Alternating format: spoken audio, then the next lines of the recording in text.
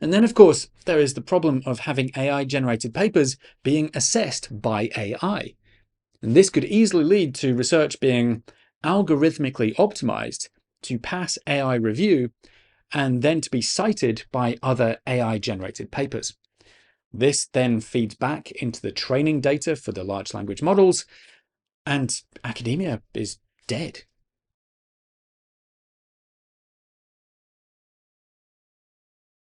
Over the last couple of years, there has been a huge amount of hype around AI in general, and specifically around using it to help with research and writing. There are countless AI platforms promising to make life easier for PhD students and researchers, and many supposed experts extolling their virtues. And in some ways, the technology is very impressive, and I think that it can potentially be used effectively and ethically in research. But I also think that it should only be used for certain things, and you should not allow yourself to become dependent on it. As I mentioned in a previous video, I started my PhD in 2003. And this means that I'm closer to the generation that had to physically go to the library and find papers by hand than the current generation with all of the online tools. Google Scholar didn't even exist until about a year into my PhD, just to give one example. And while technology absolutely helps, and I'm not suggesting for a moment that you shouldn't use tech when appropriate, you still need to be able to identify, read, and understand relevant papers, and you still need to be able to write about the literature and your own work. These fundamentals have not changed.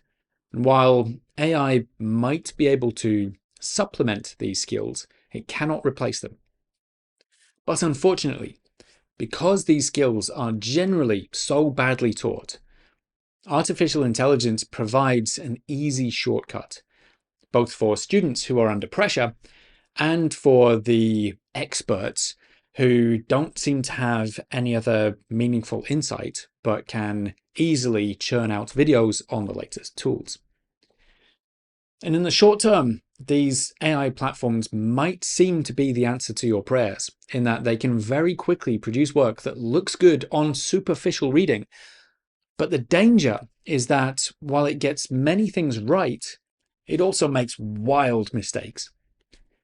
To give just one example, I recently used Google to try to calculate the bit rate per second for one of my videos. And the AI bot produced an answer and it provided the working, but the answer was very obviously wrong. And in the reasoning, it just seemed to be imitating the kind of logic and language that you would use, using the right sort of words, but getting it completely wrong on every level. And this was for a calculation that just involved converting some units and dividing one number by another. And in this case, I could see that it was wrong straight away and could do the calculation myself quite easily. But imagine if it was something that my PhD had depended upon, but I didn't notice the mistake. An examiner would have noticed. And if I couldn't defend what I'd submitted in my name, then it would quite rightly raise suspicion about everything else that I'd written.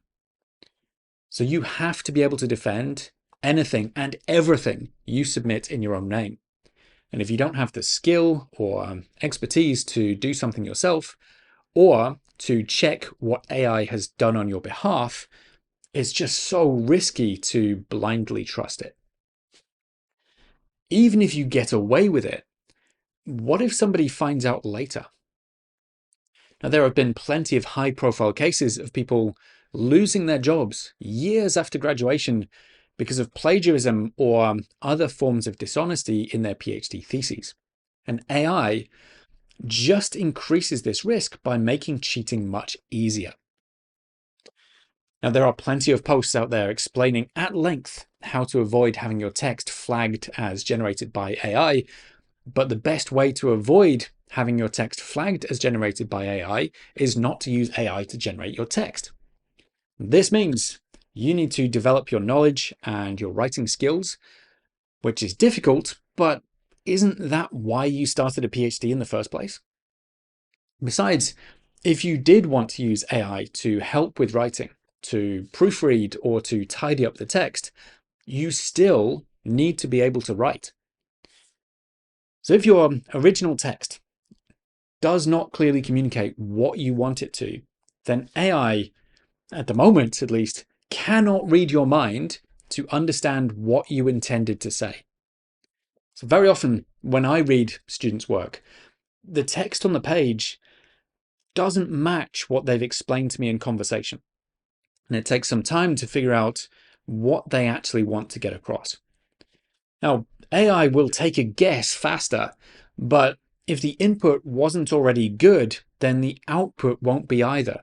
And if the information wasn't on the page, then AI cannot fill those gaps.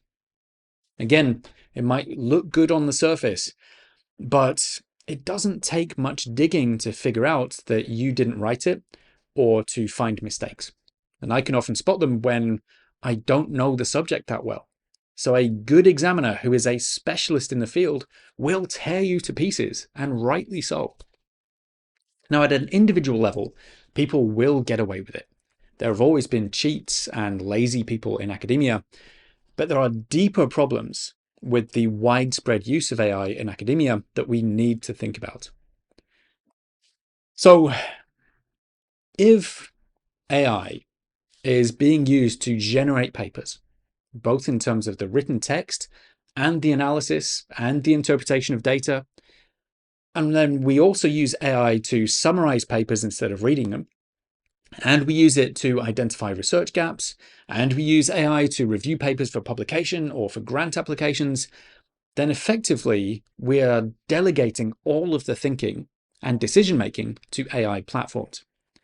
And this puts a terrifying amount of power in the hands of AI companies, meaning that OpenAI, for example, could easily tweak the algorithm to skew research outputs in any way they want. And by the way, many of the AI platforms for academics, no matter what they say, they are just skins built on top of ChatGPT. They haven't actually developed anything new other than the interface. So there is a lot of power in the hands of very few companies. And if this doesn't worry you, just look at the way that Elon Musk took over Twitter and imagine the same kind of thing happening with OpenAI, and then all of the potential knock-on effects on academic publications. So this complete dependence on AI that some people are advocating, it also raises a generation of academics with no meaningful insight or skill other than the ability to engineer AI prompts. And is that really what you want to do? And then, of course, there is the problem of having AI-generated papers being assessed by AI. And this could easily lead to research being algorithmically optimized to pass AI review and then to be cited by other AI-generated papers. This then feeds back into the training data for the large language models, and academia is dead. Now, the system, as it is far from perfect. There are so many problems with the human peer review system, and with predatory journals, and with overworked academics under immense pressure to produce. And while AI might seem to provide a short-term solution, in the long run, I think it just makes everything worse. So what can we do? Well, first, I think we need to be much more skeptical about the promise of AI and the claims made by platforms and those who promote them, especially because many of the people who promote them are being paid to do so and not declaring it in their reviews or recommendations.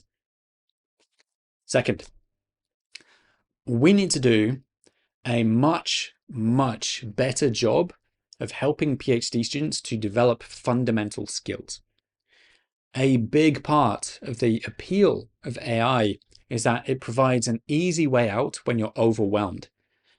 But if we train students properly in the fundamental skills of research and writing, they will be able to use AI to supplement those skills without being completely dependent on the tech. I still have faith that even in a time when more and more academics are turning to AI as their first recourse, those with genuine skills and the willingness, the enthusiasm to work through difficult problems themselves will be the ones who stand out, because those skills will become rarer and more valuable. And third, I think that maybe we should start to place greater emphasis on conferences than journal publications. So conference proceedings have always been perceived as lower value than peer-reviewed journals. But if researchers have to present work to an expert audience and face questions, then they will need to know their stuff. It would also make the peer review process much more open than it currently is, and it could remove some of the power of publishing companies who currently charge authors for submission, charge audiences for access, and then they don't pay the reviewers they depend upon. And perhaps, most importantly, it will keep the human aspect at the heart of academia.